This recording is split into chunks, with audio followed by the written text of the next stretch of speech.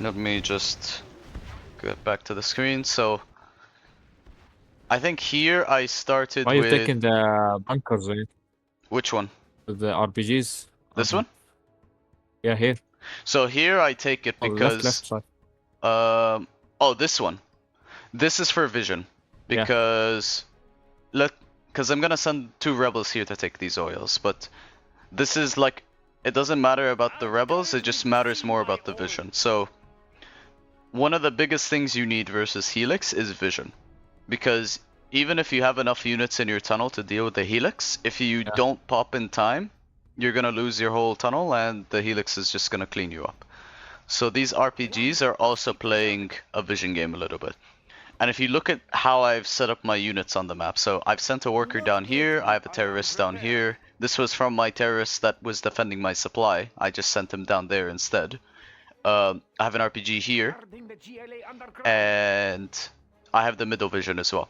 I basically have vision of like a diagonal across the map right now, which means if I'm like looking like constantly throughout the map, like obviously I don't have radar, but if I'm like moving my screen around like up and down like quickly, then I will have a much better chance of seeing the Helix early before it approaches the tunnel. And I think this knowledge of vision is kind of important to playing against Helix versus anyone, honestly. Like if you, it's so important to have this vision as Helix.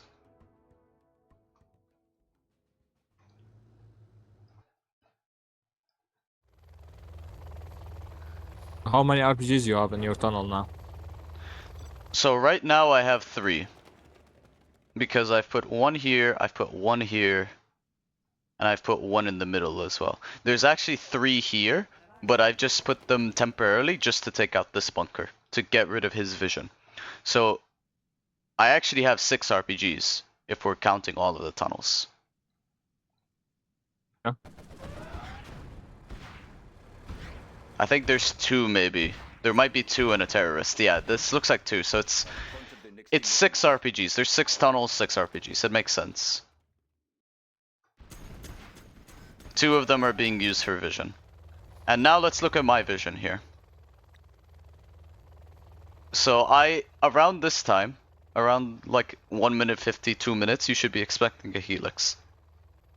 I don't see anything on the top side of the map so far. This part of the map is blind. I have vision here and I see nothing.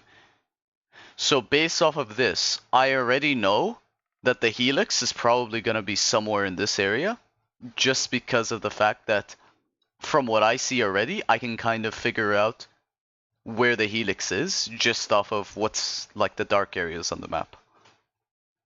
It's very unlikely the Helix went like this. And if the Helix went this way, I would see it barely with terrorist. So the Helix has to be somewhere here.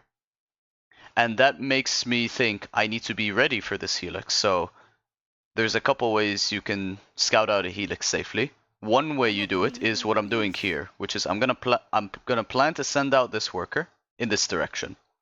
And the reason I'm doing it is not to expand or make a tunnel. It's purely just to get vision, so I have more information about where the Helix might be.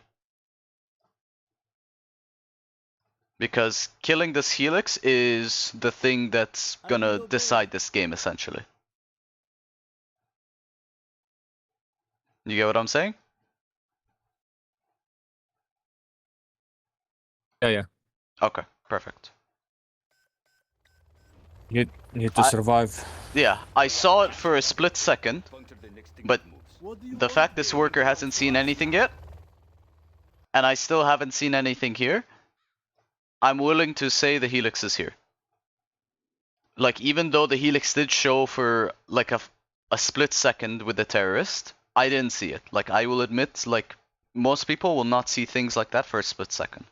So this is like going off of like more general rules and whatnot. So what I'm doing now is, because I know this Helix is probably going to be somewhere in this area, I'm starting to send not only a worker, but I'm also sending an RPG.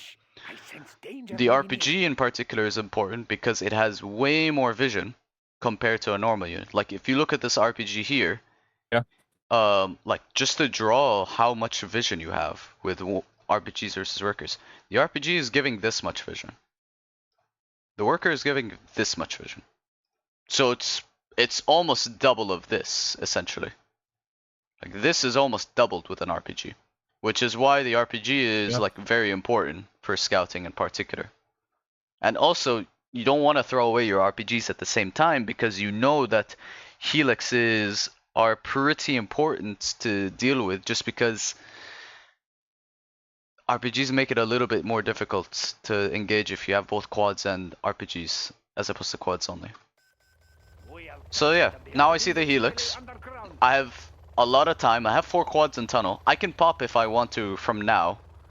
But I'm just waiting a little bit because sometimes if you pop a little bit too early and you start chasing the Helix, then the Helix might go back and clear out some of your tunnels around the map.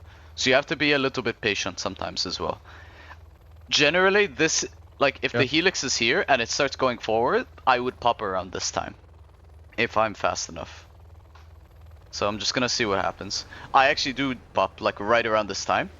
And he wants to kill the arms dealer, because the arms dealer is what's gonna win you the game if you kill that as inv. But because I've already popped in time, he can't really engage this tunnel because I have an RPG nearby, scouting, and that's gonna deal damage, and I have 4 quads ready.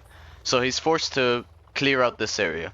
This is something I don't really care about because if I'm still able to make units, then this Helix hasn't really done its job.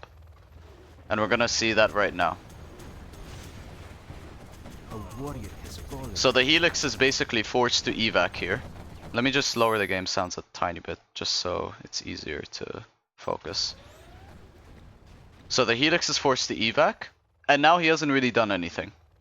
Yes, he's forcing me to respond here, but I'm still expanding around the map behind this. If this was not a map with a lot of oils, this might be something like making more tunnels to secure a supply, like on Vendetta. But ultimately, what I'm looking at now with this engagement, he wants to protect his minigunner because if he loses the minigunner, I can just rally terrorists and I can keep my quads back in tunnel. So he's microing them back, and I'm just positioning my quads to see if I can take out his minigunner. Are you waiting for more quads? Yeah, I'm waiting for more quads or more terrorists, so I can send them together. Combining stuff. Yeah. And you see how he's forced to attack with the minigunner. Now I can just send the terrorists and this is cleared up. I can send all my quads back, and now if he has a second Helix, then I'm perfectly ready to deal with it. He has this Helix here still, but I just send 1 quad to gun it down. I send the rest back because I haven't seen anything yet, so I'm feeling confident that maybe he didn't make a second Helix, but if I did this again, I'd probably only send half of the quads, because this is a little bit risky what I'm doing.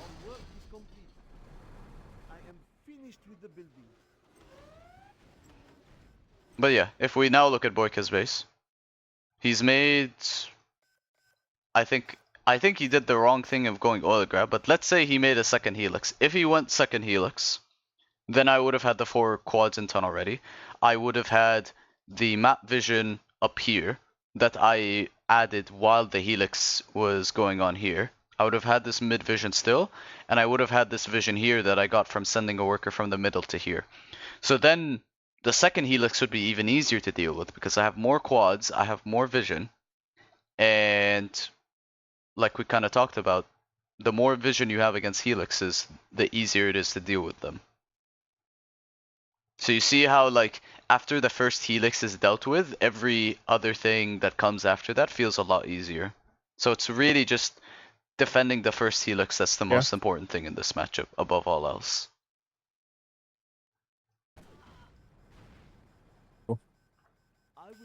But yeah, at this point, like, I mean, we don't have to watch the whole replay, but I just opened this replay because I thought it demonstrated the GLA versus Helix matchup pretty well in general. Like, I mean, if we go through this, it's just me expanding across the map and whatnot and focusing on map control.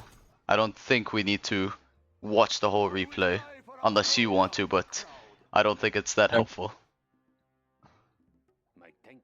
But you get what I'm saying just about the idea of Helix. dealing with the lick. Yeah. Like I think yeah, dealing with the licks is just the most important thing you can do. Any questions about this matchup?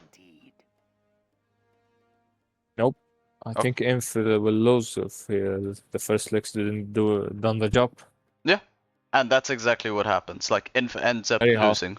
Like even if this was another map like Vendetta or Imminent Victory, you wouldn't really be able to recover if the first influx is like dealt with like well enough, like it was dealt with here. So that's pretty much. But just yeah. Impatient with the pop is very important. I always pop early and just scare the licks away, and then maybe another licks will come, combine two lickses and clear the map slowly. You need to pop where your quads are able to fire, like as the licks is nearby, but not close enough where you lose your quads, but not far enough where the licks can just run away and destroy a tunnel around the map. Because that is one way you can lose this as well. If I pop too far forward from my tunnel and the licks just runs away, then you can't really stop the licks from just killing a free tunnel on the map, and that means what the inf might do is wait on a second licks to combine with, and then it becomes a lot more difficult. So that was my problem with the licks inflicts. Yeah. Especially.